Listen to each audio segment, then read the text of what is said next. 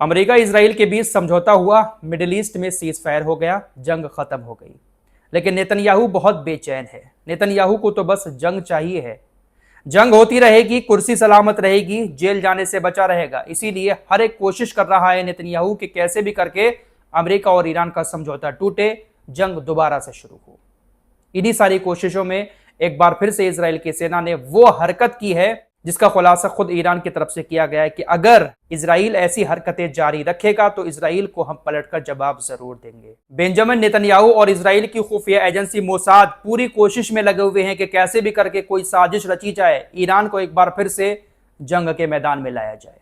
जैसे he cease fire का ऐलान हुआ था, अमेरिका और ईरान के बीच समझौता हुआ था, लेबनान के बॉर्डर पर तुरंत इजराइल की सेना ने हमले बढ़ा दिए थे, क्योंकि इस समझौते की पहली शर्त ही यही थी कि लेबनान के बॉर्डर पर परमानेंट वाला सीज फायर हो, इजराइल की सेना हमले बंद करके लेबनान के बॉर्डर से वापस आए। लेकिन इजराइल ने हमले तेज कर दिए, कोशिश पूरी की कि कैसे भी करके समझौते पर बातचीत ना हो, लेकिन फिर भी समझौते पर सिग्नेचर हुए और स्विट्जरलैंड के अंदर अमेरिका ईरान के अधिकारियों की मुलाकात भी हुई।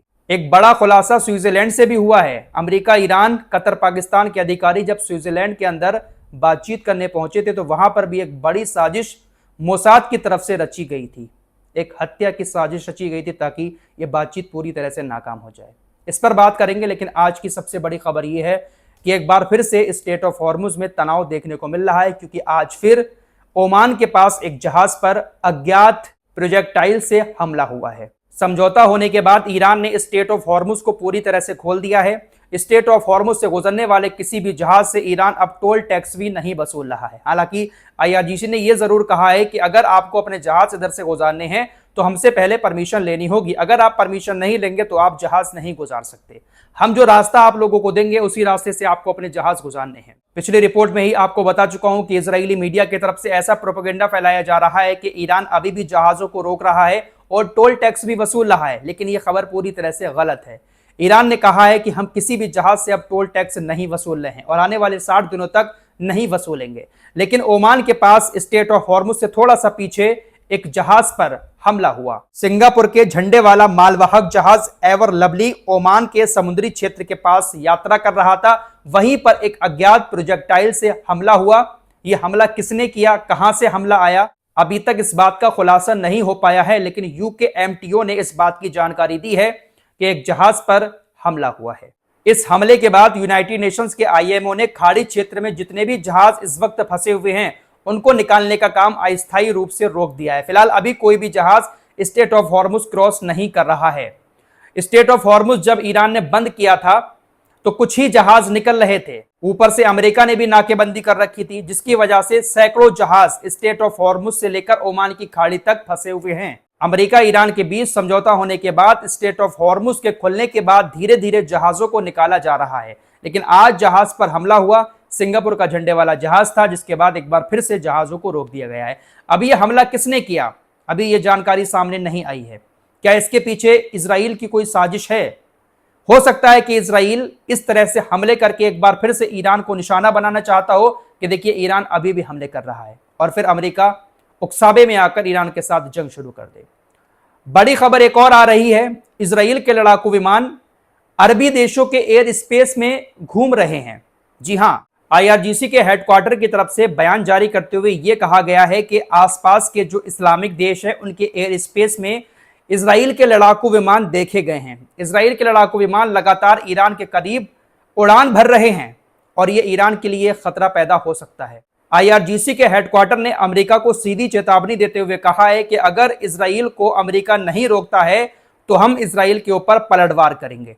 नेतन्याहू लगातार ईरान को उकसाने की कोशिश कर रहा है कि हम ऐसा करेंगे, अपने लड़ाकू विमानों को ईरान के करीब भेजेंगे तो ईरान हमारे ऊपर पलटवार करेगा। ईरान पलटवार करके हमला करेगा तो फिर जंग शुरू हो जाएगी। ईरान दिमाग से और होशो हवास में काम लेते हुए अमेरिका के ऊपर सारा मामला रख रहा है। कोई भी हरकत इजराइल की तरफ से की जा रही है उसका जवाब इजराइल को नहीं दे रहा है ईरान, बल्कि ट्रंप से कह रहा है कि आप इसको रोको। ये जिस तरह की हरकतें कर रहा है समझौता खतरे में पड़ सकता है। फिलहाल 100 बात की एक बात यह है कि बेंजामिन नेतन्याहू बहुत बुरी तरह से बिलबिला रहा है।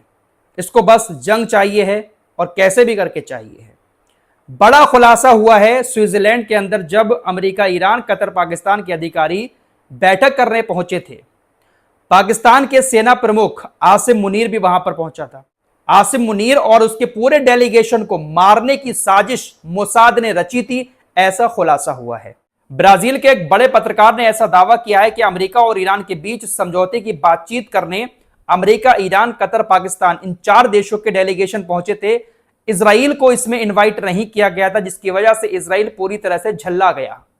मोसाद ने साजिश रची कि पाकिस्तान के आसिम मुनीर को मार दिया जाए, क्योंकि पाकिस्तान बिचौलिया देश था, इसीलिए पाकिस्तान के सेना प्रमुख को मारने की साजिश मोसाद रच रहा था। लेकिन आखिरी वक्त में पाकिस्तान के डेलीगेशन को इस बात की जानकारी मिल गई, जिसके बाद पाकिस्तान ने इजराइल को एक धमकी भरा मैसेज भेजा, जिसके बाद मोसाद ने अपना प्लान कैंसिल कर दिया। वरना आसिम मुनीर को मारकर स्विट्जरलैंड के अंदर हो रही बातचीत को नाकाम करने की कोशिश मोसाद कर रहा था। ब्राजील के पत्रकार ने दावा किया कि पाकिस्तान ने इजराइल को जो धमकी भरा मैसेज भेजा था वो इतना था कि अगर आपने हमारे डेलीगेशन को हाथ लगाने की भी कोशिश की तो इजराइल को दुनिया के नक्शे से मिटा देंगे।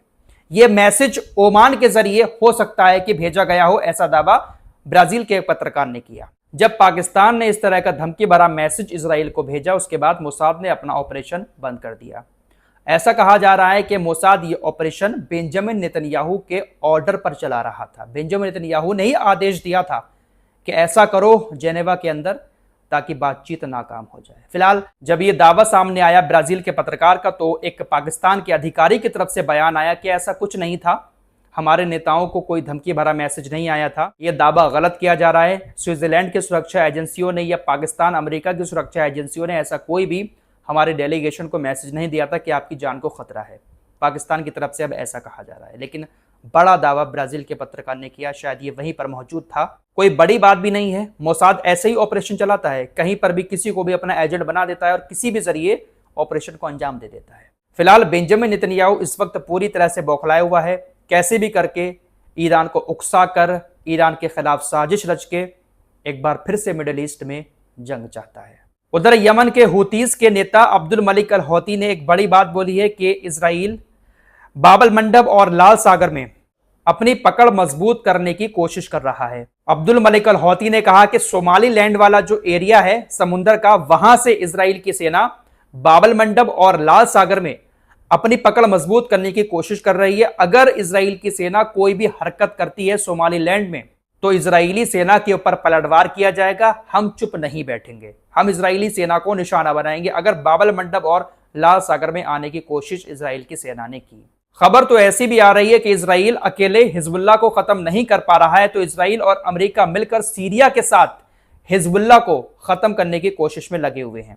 दरअसल एक बॉर्डर, दक्षिणी बॉर्डर इजराइल के करीब है और दूसरा बॉर्डर सीरिया के पास में है। बहुत दिन से ऐसी खबरें आ रही हैं कि इजराइल के कहने पर सीरिया के राष्ट्रपति अल जुलानी अपने सैनिकों को लेबनान के बॉर्डर के करीब तैनात कर चुके हैं। सीरिया के जिस बॉर्डर पर अल जुलानी ने अपने सैनिकों को तैनात किया है, वहां से हिजबुल्लाह के 3 ठिकानों पर हमला करना बहुत आसान है, क्योंकि सीरिया के बॉर्डर के करीब ही हिजबुल्लाह के जो मेन 3 ठिकाने हैं वो बने हुए हैं। हालांकि वहां पर बहुत सारे सुन्नी लोग भी रहते हैं, इसलिए हमला कर पाना इतना आसान नहीं है सीरिया के लिए।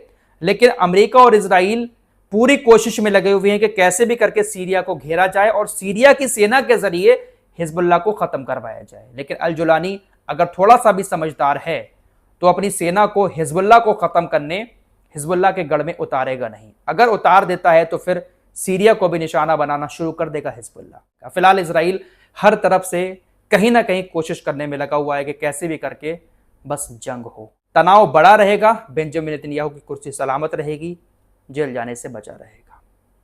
इस रिपोर्ट में इतना ही, कुछ और खबरों के साथ फिर हाजिर होंगे। अपना ख्याल रखिएगा। अल्लाह हाफिज।